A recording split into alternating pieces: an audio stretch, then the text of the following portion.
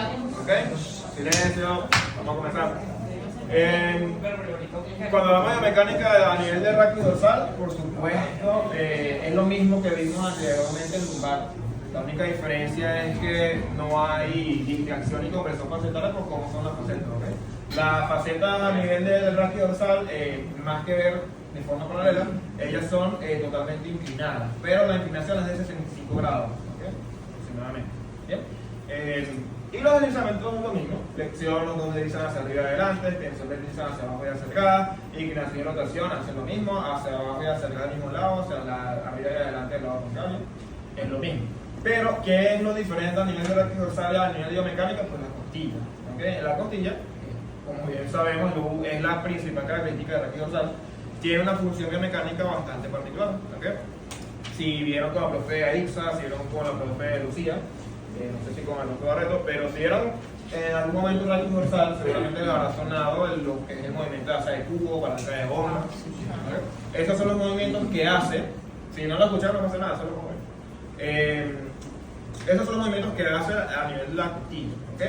Entonces, cuando hablamos de asa de cubo y palanca de bomba, son movimientos rotacionales y movimientos perpendiculares. ¿Okay? Cuando hablo de movimiento rotacional, quiere decir que la costilla hace este movimiento. Pues, rota hacia un lado y hacia adelante y hacia atrás. Ese movimiento entonces es el denominado, ¿bien? Asa de cubo. ¿Sí? ¿Por qué es asa de cubo? Porque se supone, o asa de balde, que asemeja el mango del tobo. No, la venezolana, el mango del tobo. Entonces ese mismo movimiento rotacional que hace el mango del tobo, que se une hacia la costilla. ¿Bien? Y la palanca de bomba es un movimiento perpendicular de ascenso y de descenso. Entonces, básicamente, vamos a buscar acá. Me dijo para verlo, ya saben que pero bueno, asa de cubo, ¿okay? Y palanca de bomba. De bomba. ¿Okay? El asa de cubo, ¿verdad? Dijimos que es rotacional. Rotacional. Y este es perpendicular. ¿Okay? ¿Qué quiere decir? Que hace ascenso y descenso, y aquí rota hacia adelante y hacia arriba. ¿Okay? Eso es movimiento de asa de cubo y movimiento de palanca de bomba. ¿En qué movimiento respiratorio se da eso? ¿O se da o no con la respiración? Se va a dar durante la inspi y la expi. ¿Okay? ¿Qué sucede cuando nosotros hacemos inspiración? La caja torácica se expande, ¿cierto? Y cuando yo hago expiración, la caja torácica se cierra. ¿Sí? Dijimos al principio que todo lo que eran las masas eran estructuras que eran huecas, que tenían una cifosis y que albergaban una serie de estructuras. ¿Okay? Esas estructuras tienen siempre funciones respiratorias, ¿okay? Relacionadas con la expansión y el cierre de su respectiva cavidad o su respectiva caja. ¿Okay? Lo mismo sucede en el cráneo, sucede en el tórax, sucede en la frente. ¿Okay? Ahora, en el caso de la inspiración, ¿sí? Tanto las vértebras dorsales como las costillas van a hacer un movimiento. ¿Okay? En el caso de la inspiración, las vértebras dorsales van a hacer una extensión, es decir, van hacia abajo y hacia atrás, en la inspiración. Bien, y las costillas, ¿okay? Van a hacer ascenso y rotación externa. ¿Okay? Ese movimiento. ¿Qué costillas hacen eso? ¿Las hacen todas? No necesariamente. ¿Okay? Básicamente, las primeras 4 costillas, de la 1 a la 4, hacen movimiento de palanca de bomba. De la 1 a la 4. ¿Okay? Entonces, palanca de bomba perpendicular, costilla, de la 1 a la 4. ¿Va? De las 5 a la 10 hacen tanto palanca de bomba como asa de cubo. ¿Okay? Entonces, lo que sería la quinta costilla a la décima, de las 5 a la 10, hacen tanto asa de cubo como palanca de bomba. ¿Bien? Y las últimas costillas, todo lo que vendría siendo de la 11, lo que son las costillas flotantes, ellas solamente hacen el movimiento rotacional perpendicular. ¿Bien? Entonces, de las 5 a la 10, asa de cubo y palanca de bomba. De la 1 a la 4, la palanca de bomba solamente. ¿Bien? Y de la costilla número 11 y 12, hace también palanca de bomba. ¿Okay? Movimiento perpendicular. ¿Quedó claro? Fácil. Ahora, ¿qué carrizo tiene que ver eso con una patología? Es bastante. A nivel funcional, cuando esto falla, eso condiciona desde fatiga, ¿okay? Obviamente si la función costal no es la idónea, obviamente me fatigo con mayor facilidad, puedo predisponer, menos eso afirma la osteopatía, que puedo predisponer a padecer de trastornos emocionales, trastornos respiratorios, o alguna fijación en las costillas, no sé qué tan cierto será eso, pero si hay pacientes que responden muy bien a este tipo de tratamiento y las diferencias son bastante particulares. Pero básicamente eso es lo que te hizo la rutina. Pero lo que va a suceder también es que si esas costillas no hacen el ascenso, obviamente mi inspiración no va a ser la idónea. Si esas costillas no hacen el movimiento de asa de cubo, tampoco va a ser el más idóneo. ¿Okay? Entonces, es importante. Y por supuesto, en la expiración o la exhalación ocurre todo lo contrario, ocurre descenso con rotación interior de las costillas. Ya está. ¿Okay? ¿Qué articulaciones hacen eso? Las costocorpóreas y las costocorreales. ¿Han escuchado esa articulación? Sí. Bien, es la articulación que va a la costilla pegada directamente a la vértebra y la costilla directamente pegada al proceso transversal. Ahora, en el caso de los movimientos de extensión, entonces, la extensión facilita la inspiración. ¿Okay? Por eso, no sé si han visto, cuando hacemos un ejercicio o cuando queremos aumentar la capacidad respiratoria, se le llama facetal, toma aire y levanta los brazos, porque eso expande la cavidad torácica. ¿Okay?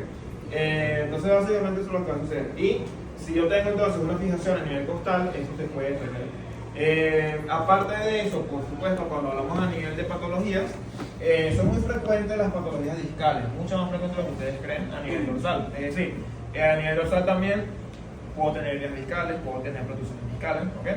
Y la afectación suele ser un poco diferente, obviamente a nivel lumbar. A nivel lumbar, por supuesto, irradiada a la pierna. Una patología discal a nivel dorsal jamás te va a irradiar hacia la pierna, no hay manera, ¿okay? Salvo que esté una protusión en el T2L1 que irradie un poquitito ahí al L1, pero es decir, una protusión discal en el talón, claro, refería, o sea, el talón es como una protusión discal dorsal y improbable, ¿ok? Por lógica. Entonces, normalmente cuando tenemos una patología a nivel dorsal, ¿okay? La vamos a centrar en si hay presencia de dolor o no allí, o si simplemente lo queremos hacer como una evaluación funcional. Fíjense que cuando yo les desgloso la evaluación, siempre les digo, esta es la evaluación osteopática, que es una evaluación funcional, y la evaluación ortopédica es una evaluación estructural, simplemente ver cómo está a nivel estructural la patología y si hay o no una patología, y si la hay, pues bueno, cómo resolverla. En el caso del tratamiento a nivel de costillas, se hacen técnicas respiratorias, por supuesto. Simplemente lo que se va a buscar es facilitar el movimiento que está limitado, muy similar a lo que hacemos en el examen. ¿Bien?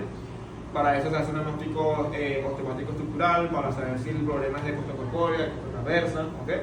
Si el movimiento de palanca de bomba no se está dando, si el de asa de cubo no se está dando, por qué, cómo hacerlo, cómo corregirlo, ¿ya? Y por supuesto a nivel ortopédico, pues vamos a tener si hay o no dolor a nivel dorsal, ¿okay? Cuando nosotros presumimos una patología discal o de dolor a nivel de la dorsal, siempre vamos a tenerlo en cuenta lo que es la dorsalgia. ¿Han escuchado el término de dorsalgia? El dolor dorsal. ¿Bien? Todo lo que sea dolores hacia las costillas, todo lo que sea dolor hacia el esternón, tiene mucho que ver con el nervio dorsal. ¿Okay? Entonces, ya hablando y ya cerrando la parte biomecánica, suponiendo que ya lo saben, que ya quedó claro. Cuando hablamos de patologías entonces a nivel dorsal, pensamos en, primero que nada, la famosa neuritis intercostal. Lo primero que me dicen. El paciente tiene una neuritis intercostal. Ok, sí. La neuritis intercostal ocurre el mismo tabú, o digamos que ocurre la misma confusión que ocurre con el piramidal y el ciático. Es exactamente lo mismo. Y cómo les encanta a los profesionales sanitarios achacarle un problema de neuritis intercostal a los músculos intercostales. ¿Okay? Salvo que haya una malformación o que haya algo muy específico de ese individuo, los intercostales no suelen comprimir el nervio intercostal. Y la diferencia o el patrón clínico que te hace una lesión del músculo intercostal a una neuritis intercostal es muy diferente. ¿Okay? Es verdad, los vellos blandos también irradian dolor, pero también un músculo, cuando se le somete a resistencia, bueno, y un nervio no. ¿Okay? Salvo que haya una parálisis de ese nervio y debilidad, pero por supuesto no hacemos evaluación de miotomas a nivel dorsal. Vamos a agarrar la séptima costilla para tomar aire y no hay manera de evaluar miotomas. ¿Okay? Entonces, nos vamos a guiar igualmente por la presencia de síntomas durales, ya cuáles son, y básicamente lo mismo que dan en el lumbar.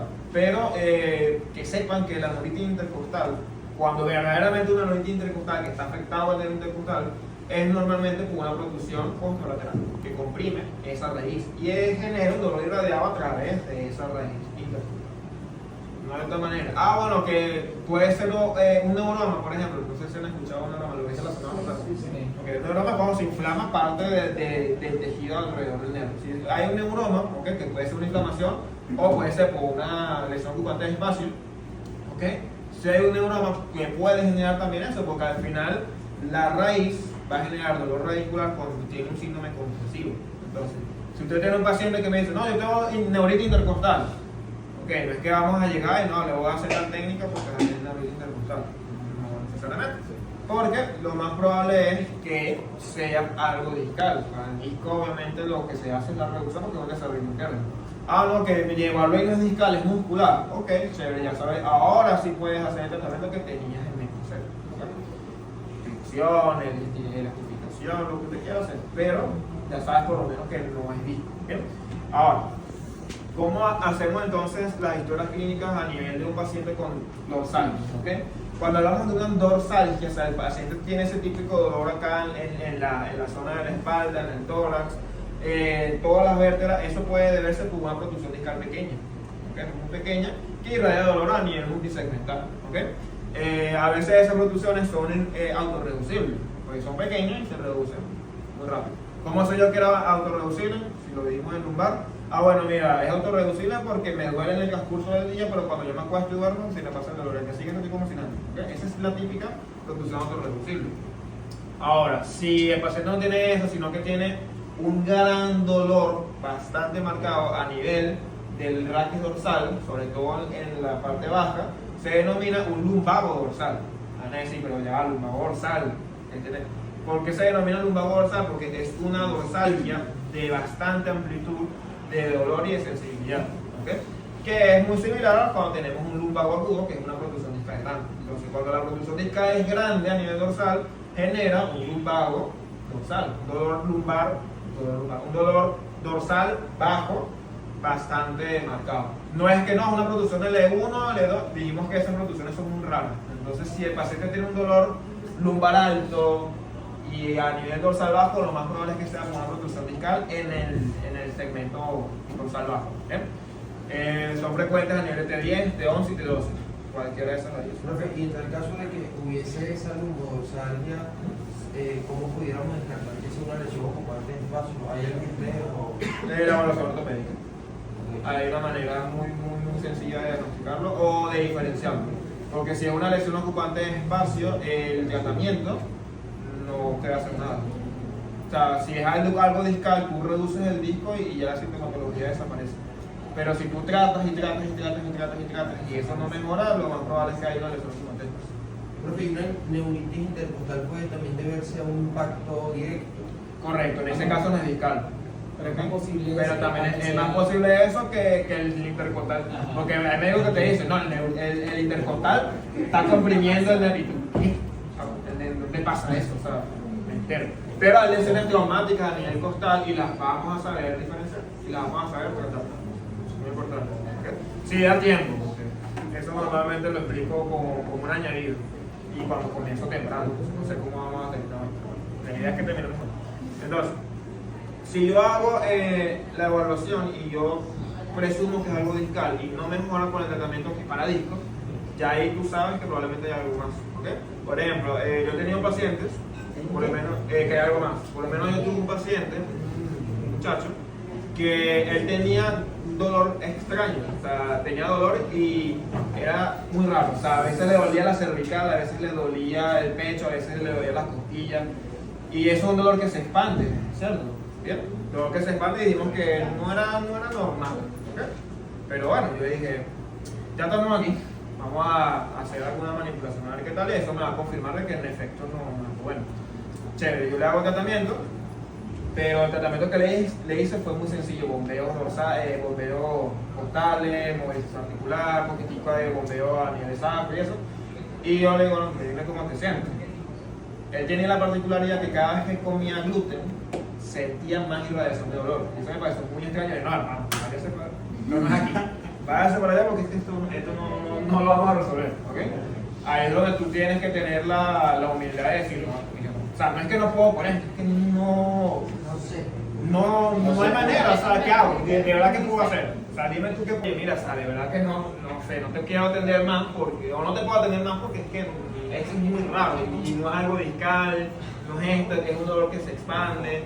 Yo que tú me hago un estudio, ahí y me dicen qué tal. Bueno, el niño, muchas veces, lesiones oculares de espacio son muy comunes y tienen patrones muy específicos de movimiento y patrones específicos clínicos. ¿Okay? Entonces hay que aprender a identificarlo para que tú puedas discernir y saber si puedes atenderlo o no. ¿Okay? Pero bueno, entonces, quedamos así. Ahora, en el caso de las neuritis intercostales, como dije, es dolor irradiado, radicular, una radiculopatía dorsal, por decirlo así. ¿Bien?